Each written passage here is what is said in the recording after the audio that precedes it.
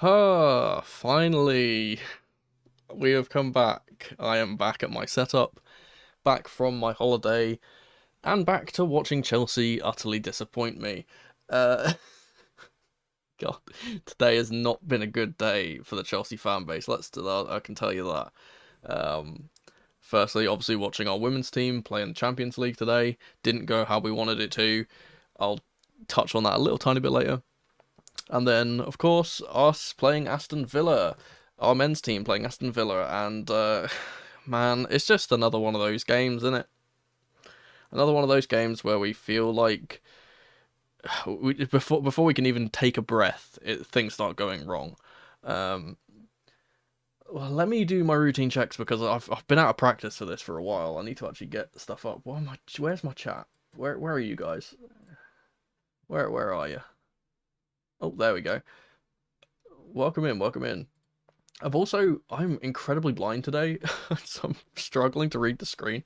Yeah, as someone's just said there, both of our teams got absolutely robbed by the referees today. I'll kind of I'll kind of touch on the women's game in this intro bit before we get into the actual main part of the video, because what can I say? It's a Chelsea versus Barcelona in a semi-final. We're never going to get any decisions, but that was horrific, and it just goes to show that the standard of women's football in general, especially the refereeing, is just not good enough yet, and still needs work. But yes, obviously being robbed in that game, being robbed in this game, which I will touch on in a little bit later. But yeah, just it's good to be back. So I had a good 2-week break with my other half, and now I'm back to our regularly scheduled programming. And yeah, I'm gonna be back. I don't actually. God, I've been so far away from not only football but also just the social media side of things. I don't actually have a single clue what our next game is. Let me quickly check that. What is our next game? Oh, we've got Spurs next. Oh, lovely. Have we got Spurs next? Yeah, we've got Spurs next. Excellent. That's going to be fun. Oh, these games that are coming up are going to be really, really tough for us. I just genuinely don't think that we're going to... I don't think we're going to get higher than 9th at this point, because all the games we're coming up against are just really, really, really, really difficult games. But let's quickly hit the intro and we can start. How do I do this again? It's been so long, guys. This? Lads, lasses, and the rest of the masses, welcome back to the channel. I'm Mono from Mono CFC, and welcome to Feeling Blue. Hey, okay, it worked. I clicked the right button. Welcome back to Feeling Blue. Now, I'll give a quick refresher here, just in case anyone here is new, or anyone here has forgotten in the 2 weeks that I've been gone. But this is my series where I will take my lucky number of 7 things, and we'll talk about them from the last game. And we'll put them in these nice, neatly organised boxes from good feelings to bad feelings. And then at the end, of course, as always, we will run a poll to see who is the true blue in this game. Now, I do have a bit of a surprise for this stream, and I'm gonna or not this stream, but for this episode. Cole Palmer has not made the box for the first time ever, I think. So that's a spoiler. Cole Palmer is not in any of the boxes, just because I don't think that his performance was particularly noteworthy in any way. I don't think he was horrifically bad. I don't think he was horrifically good either. Obviously, I did want to kind of mention him because he is basically our entire team at this point, Cole Palmer FC as we are called, as Poch was quick to try and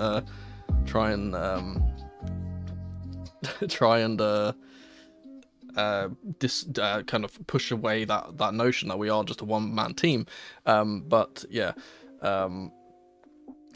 so I just want to mention him quickly because I did feel like he would just... me not mentioning him would be a bit weird, and considering he has been the true blue for the majority of our streams that I've been doing this series, it would be odd not to mention him at all. And of course he did miss that 1v1. That chance in the final moments of the game where he misses that 1v1. I'm thinking, is there a chance that he can pass across goal? Is there a chance he can score that? But obviously hindsight's 2020. And in the end, we do actually get a goal from it, which is then unfortunately disallowed. But yeah, let's get into this straight away. We've got quite a few good points despite this result being less than adequate for what we were kind of expecting. I do think Villa are an incredible team, and Emery is a very, very good coach. So for us to get a point against them, considering how bad we've been all season, is a decent return. Admittedly, considering our circumstances and considering the teams above us have been dropping points, us not getting 3 points today is a massive blow. But yeah, we'll go into the first player. The first player I'm going to give it to is a surprising one, and it's going to be for Mark Kukurella. Now, I don't think in the first half he was particularly good. Obviously, he was very unlucky for the own goal. I don't think that you can really put much blame on him. It's fired at him, and he doesn't even know it's hit him. So I'm not going to credit him down for that. I think he was very, very good specifically, and I'm going to talk about most of the performances I'm going to talk about in this video are for the second half performances, because I don't think we turned up until the second half. Kukurella playing in this inverted role that Poch has put him into, and I will talk about Poch in a little tiny bit. I think it suits him really, really well, because it stops him from having to do the things which he's kind of poor at, and that's a lot of things really, and just lets him kind of focus on just being gritty, being aggressive, getting the ball, and obviously him being a left-footed option in that midfield is something that we do not have, and it's part of the reason why I was really, really upset that we got rid of Lewis Hall, because I think Lewis Hall is a player that could play in there, and I think that he can operate and kind of support Kaiso, who is, in our midfield at least, our most important player, and to kind of take away some of the burden of him having to do all of that work, and Kukurella basically doing half of that pressing and half of that tackling and just being really aggressive. And we know that Kukurella can be aggressive and can put on the pressure. It's just his kind of final third involvement that's not the best, and when he is out wide, as we saw in the first half, he isn't the greatest. He doesn't always pick out the crosses, he doesn't always make the runs in behind, so playing him in a bit more reserved inverted role I think suits him a lot more, and I can't really put much fault towards him whilst he was playing there, at least in the second half anyway. Let's move, because we were talking about that, let's move quickly into the medium box, and the medium box I'm going to be putting in, if it stops lagging, Mauricio Pochettino, our coach. For how much longer I can say those words, that Mauricio Pochettino is our coach, I do not know, but I will be giving him some credit here. The reason why he's not in good is because I think the way he set us up in the first half was utterly abysmal. Us being basically completely defensively inept for both goals is not good enough, and that does fall on his shoulders. But the reason why I would not be putting him in bad is because the way that he changed us in half-time, which is something I've criticised him for in the past. I don't think his half-time team talks have been very good this season. This is one of those times where Pochettino has showed that he can do that well, and he completely flipped the game on its head. And I give him credit for that, and as I always say, I try to be as objective as I can, despite my reservations about Pochettino. And I think he did pretty much everything that he could have done to win this game, except for maybe making substitutions a little bit earlier. I have no clue why he's waiting until an 89th minute to bring on our players, but apart from that, I think he had a really, really good game for what he really could have done to influence the game when you're 2-0 down, and he did influence the game when we were 2-0 down. Obviously, as I said, inverting Kukurella into midfield, pushing our wide attackers very, very wide, which really helped to get Mudryk especially into the game more, helped Cole Palmer kind of play in the pocket, and it helped it also helped Conor Gallagher kind of playing in a more like left centre mid role, which wasn't particularly in a 10 role, but wasn't particularly in the pivot at the same time, which was kind of funny because spoiler alert, I'm going to talk about Gallagher in a bit, but I think that setup and the way that we kind of have that kind of almost box midfield. I don't want to say it's a box midfield because it's not particularly like Pep or Arteta's systems, but I think it does suit us, and I think that perhaps if we used that from the start, we might have won this game genuinely. But yeah, I'm not sure. As I said, I'm not going to be putting him any higher than good because there were things that I disagreed with. And again, if you set your team up to go 2-0 down in the first half to Aston Villa, then you can't be getting a good, in my opinion. I haven't actually got any points about the defenders, which is very, very interesting considering we conceded 2 goals immediately. But yeah. The next thing I'm going to talk about, and I'm going to move on to the bad box here, is for one player only, and I'm sorry, Hive Bros, but it's got to be Mudryk. I am slowly losing my patience and slowly losing my faith in this guy, because every single time I kind of put my faith into him and say he has these sparks of brilliance, and we can see that we have these sparks of brilliance, we think if he gets more regular game time, maybe he'll start being more consistent. He's been getting consistent minutes now, and he hasn't proven any of that to be actually true. Maybe it's, again, maybe this is a tactical thing. Maybe he's not been instructed to do what kind of I feel that he needs to be doing. I'm not sure. Obviously, I'm not in the dressing room. I can't tell. But the fact that he is not constantly making runs with the amount of pace that he has, the fact that he is just horrific, for some reason, he is just horrific at shooting when it's in an actual game, which is crazy to me, because we see the footage from training and he hits these top bin strikes. He's got one of the best ball strikes in the entire squad in training, and then we come to match day and he hits it at the corner flag. And it's just, it's a shame to me, because I feel like this is a game when we had so many youth players on the bench to make up the numbers, really, because we knew Pochettino was never actually going to use any of them. But it's taking away that spot from someone like Tyreek George, who I think should have come on at the half time, maybe could have come on at least 60 minutes and influenced the game. He just, it's frustrating with Mudryk, because we can see that the talent is there, but it feels like his feet work faster than his brain does. I think that is probably a good way to describe him, where he has all the talent in the world, but his brain doesn't, like, his legs and his brain do not compute at the same time, so it just feels like he's lagging. Like, that's how I would, it feels like, I don't know if you've experienced this. You ever experienced speed up lag when you're playing FIFA? It feels like every time Mudryk gets the ball, that's happening, where you don't know what's going on, and then sometimes it rebounds back to you, and then sometimes it's, oh, now it's down the other end of the pitch. It feels like that anytime he's on the ball, and it's frustrating, because I have put my confidence in him, and I have put my faith in him the entire season to come good, but it just, I'm starting to get to the point where he's taking away minutes from not only our youngsters like Tyreek George, who is very promising, but also the fact that Nico Jackson could play on the left wing and do a much better job, and we could play someone else like David Washington who could get a chance at striker. And it's just frustrating, because even a player that I do not like in Raheem Sterling, I think could have done a better job out there today, which is saying something, because I am very, very against him ever playing for our team ever again. Hopefully we look like we are going to be in for Nico Williams from Athletic Club, or Club Bilbao, whatever you want to say. And I think that he's a very good, interesting prospect, and I would love to see him. Ronnie, yeah, you know what? Ronnie could play striker as well. That's another good shout. It's also because I feel like that kind of suits the pushing Jackson to left wing and bringing in a new striker kind of suits up, like, fixes two problems, hits two birds with one stone. But yeah, I don't want to rag on too much, but I just feel like overall today, if I was to give anyone in our team a bad, it had to be Mudryk, because I just think he was utterly awful. There was one good play he did down the left hand side, and apart from that, I can't think of anything good that he did. So he's here.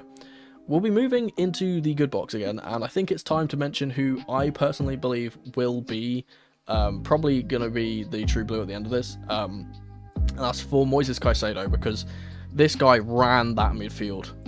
This was like prime N'Golo Kante. Genuinely, I think I seem to say this every single week, actually. Anytime I put Caicedo in the box, it feels like I say that this was his best game in a Chelsea shirt, and I genuinely believe that this was his best game in a Chelsea shirt. I think he got officially awarded the player of the match, if I'm not mistaken, and he was just everywhere. And again, maybe that was because he had Kukurella next to him, which is very ironic that I've set them up this way. But because he had Kukurella next to him, and he didn't always have to be the one that's covering both sides in a way, because Caicedo usually plays as like a lone six, as it were. He almost kind of has to mark both sides of the pitch, whereas on this occasion he didn't really have to do that. He was just kind of playing in that kind of centre mid role, being a destroyer not only in deeper positions but in up the pitch as well. Obviously making just a numerous amount of tackles, and this is despite being absolutely battered all game. All game he was getting fouled left, right and centre, and somehow I have no idea how a Villa player did not get sent off, because he was getting absolutely battered. It is one of those things where I feel like Caicedo just needs to get that kind of midfield partner, and then we'll see what we can see from him, and we know that he has in his locker from his Brighton days. I just don't think we've kind of solved that midfield issue yet. Obviously, we have Lavia to come in when he's fully fit. Obviously, we have Enzo to come back when he's not herniated and struggling with pubalgia, or pubalgia, I think it's called. And yeah, and I've mentioned before that I think that he kind of works really well in that pivot with another player I'm not going to be putting in the good box, just so we can kind of make this a little bit more neater. That's Conor Gallagher. I think that Conor Gallagher, and I've said this in the past, I love Conor Gallagher in the pivot, because it's one of those things where it amplifies his strengths but kind of hides his weaknesses. And obviously his weaknesses that I've highlighted in the past is the fact that he's not particularly the most technical player. He's not particularly the player that can unlock a defense with through passes or pick out pinpoint crossfield diags. He's not that type of player. He's an industrious player that is very, very good off the ball, very, very good at winning the ball, and very, very good at just disrupting the midfield and causing chaos in that midfield. And that's what he did today as well. He absolutely just ran his socks off, as he always does. He disrupts things. Of course, he takes like Kukurella was doing in the second half, he takes away that responsibility that falls solely on Caicedo, because for the majority of this time that Caicedo's been with Enzo is not the best runner. He's not the best that's going to run. He's not going to track back as much as he can, because he's not particularly the fastest. But maybe this season, that's the hernia issues that Enzo's been dealing with. Maybe that's part of the reason why. But it's just so much more.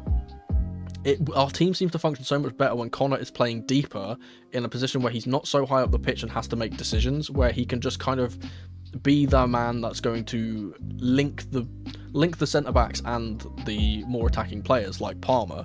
And obviously we saw in this game that Palmer was kind of playing as I would like to say he was playing as the 10, but it didn't really work out that way. He was kind of playing as a right-sided inside forward in a way. But yeah, and I feel like obviously Gallagher getting the winner, and it's an absolute, or not the winner, but the equaliser rather, and it's an absolute screamer on his left peg. And it's just, it's frustrating because we don't see this type of performance from him week in, week out, where he'll score those goals, because we saw it at Palace, we saw it even at West Brom when he was playing there. That he can be that player who's going to arrive late and score those goals. It's just, it's consistency. And I do feel like maybe in this kind of system where he was kind of playing in the second half a little bit more of an 8, I would say. I would like to suggest he was a bit more of an 8 than a strict 10 or a strict 6. And I think that suits him more in the kind of, I don't want to compare him to Frank Lampard, because no one will ever compare to Frank Lampard, but that kind of role where he's not particularly being either offensive or defensive, he's kind of in the middle.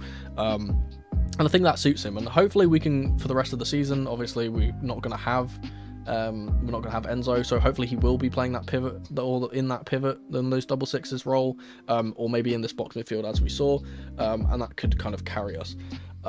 Let's move into the final thing that's going out of the good box, and it's going to be for the bad box, and it's going to be for the referees. You guys knew this was coming. I've come back from my holiday, and I still have to talk about these bastards. Lack of a better term, bastards. Because let's be real, that is never a foul.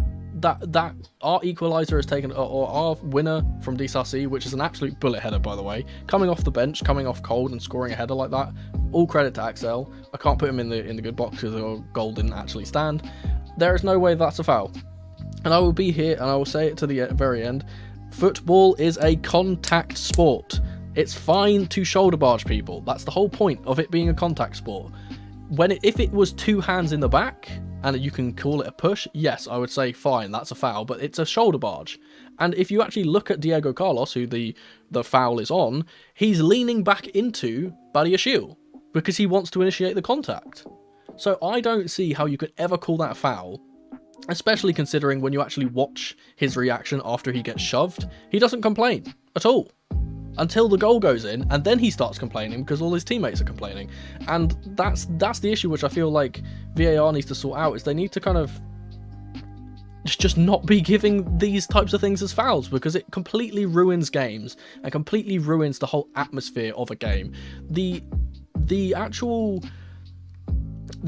kind of spectacle of football now is so boring and it's so horrible to watch, because every single time a goal goes in, you can't celebrate. You just can't. And it's like, what's the point? What is the point of even watching goals and having fun and celebrating whenever your team scores, when it can just easily be taken away like that for absolutely for nothing, for innocuous fouls that aren't even fouls? You know, I'm a big believer that VAR should be a system that is not only used by competent people, because the referees in this league are not competent people, and I'll die on this hill because they are all utterly useless, but I feel like VAR should be a system that rewards teams and doesn't punish them. It should be a system that helps teams gain and doesn't take away. And that's the thing which I have with VAR. I would be perfectly fine if VAR was only used for decisions where it was correcting a referee's decision where a referee has disallowed something. For example, if a referee has said that there's a foul when someone scores and disallowed a goal, then VAR can intervene and say, nope, that wasn't a foul, give the goal. And I think that's a good way to work VAR. When it works the opposite way, when it's like, this is a kind of a soft foul in the build up to this goal 30 seconds ago, and then they take it away, it just feels wrong. You know, it doesn't feel like football anymore. Yeah, but this is the thing, right? Someone's just said, I've just seen that, Badiashile prevented defensive action by the push. He didn't push him. This is the thing, it's not a push. If he as I said, if he puts two hands on the back and pushes him, that's a foul, because you're not allowed to do that. Using shoulder to shoulder, or using your shoulder to barge someone, is perfectly legal. It's a contact sport. This isn't netball. This isn't basketball. You're allowed to physically, like, impose yourself on a player. Like, you're allowed to do that. So I think that's just it's never a foul, and it's really soft, and it's the type of decision where if it's as soft as that, and it's as kind of, what's the word, controversial and as kind of debatable as we are having this debate right now, then it should not ever be considered a clear and obvious error by the referee. Because that's the whole point of VAR, is that they're supposed to change things when it is a clear and obvious mistake by the referee. I do not see that as a clear and obvious mistake by the referee. I think it is a subjective foul. The referee could see whether that is a foul or not, and he could decide otherwise. But the thing is, and we see obviously the referee go over to the monitor, and he's shown it again, and he has his second opinion. But we know what actually happens in those things, because we've heard it now. We've heard the audio that goes on when the VAR and the assistant VAR and the three other blokes that they put in the screen room up in Stockley Park or whatever, they try and influence the referee. They try and influence the referee when they show them on the screens. Because it's the exact thing that happened with a lot of the decisions that got against us earlier in the season. Like, for example, the Gusto red card, I believe, was one of them, where they specifically picked out a specific frame of the incident to show the referee because they thought that it would convince him to give the foul. And that's not how it should work. It should just be, and I went on a big tirade about this, like, I think a couple of days ago on Twitter about this, how I feel like the whole system of VAR is so stupid in the way they actually operate. It should just be a situation where if they think that there's an infringement, they just show the infringement again in real time to the referee a couple of times. That's the thing. That's the point, right? Is that I think it frustrates me because it's one of those things where I feel like the VAR technology that we have is so good, and it's such a good thing that can help the sport. But the way that these absolute morons employ it, and just disregarding not only the way that football works in real time, because they slow everything down to 2.5%, and hope that they can find something that's going to rule out a goal, because that's the thing that VAR does. That's the thing that VAR does, which just genuinely grinds my gears beyond belief, is the fact that they are always searching for a reason to disallow a goal. And that shouldn't be it. I don't think that, for example, in this, if we had the audio, we would know what would happen with this decision, because we've heard it for the ones that they have released, is that the VAR will suggest to the referee and say, oh, we think there's a foul, by the way, you should probably look at this. Where it should be the opposite way around. The referee should be able to go, I think that that might be a decision that I got wrong, can you check that for me? That's how it should be, because again, like people are saying, it slows down the game, it ruins the celebrations, it ruins this scoreline.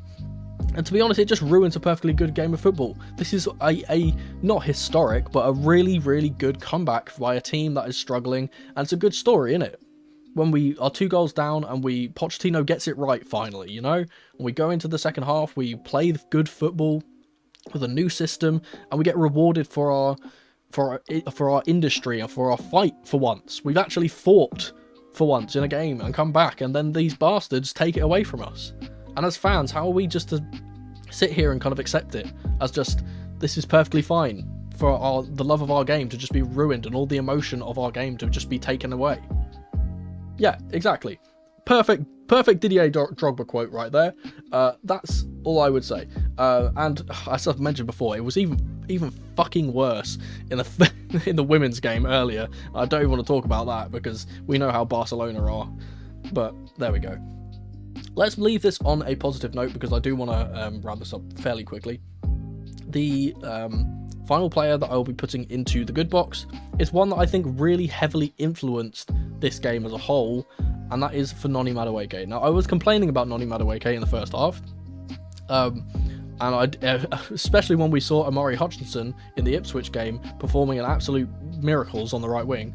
But Noni Madueke obviously getting the first goal that starts our comeback, but also just being a driving force for what we were trying to achieve. 1 second, I do need to take a sip because my throat is killing me. Oh, Jesus.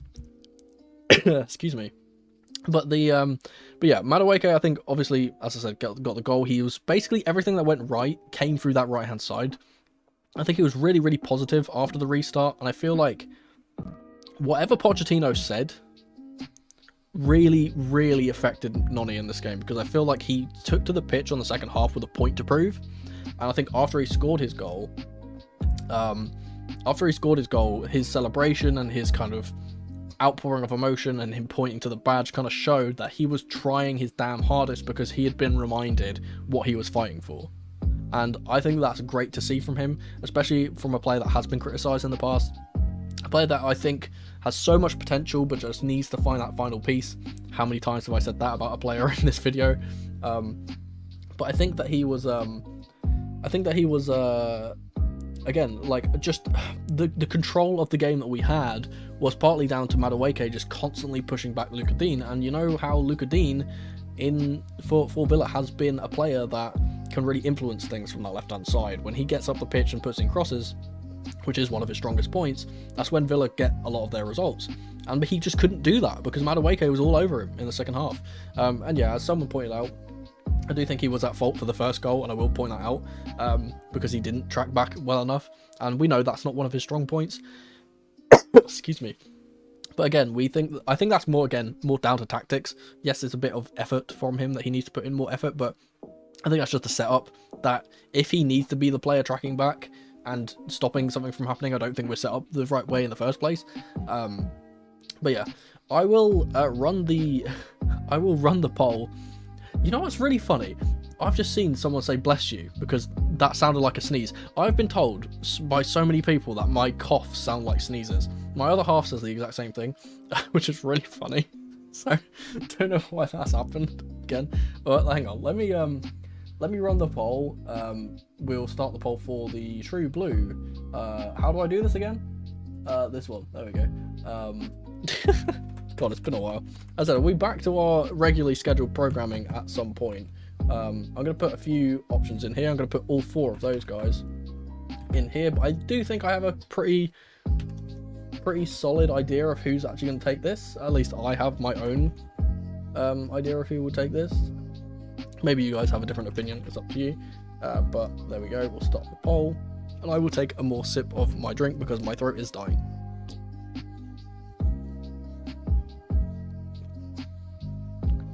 Someone said try to read my name. I'm pretty good with pronunciations of things. For some reason, I would pronounce this. I would completely just ignore the V and say that's Zukian. Or maybe I would, yeah, maybe that. I don't know.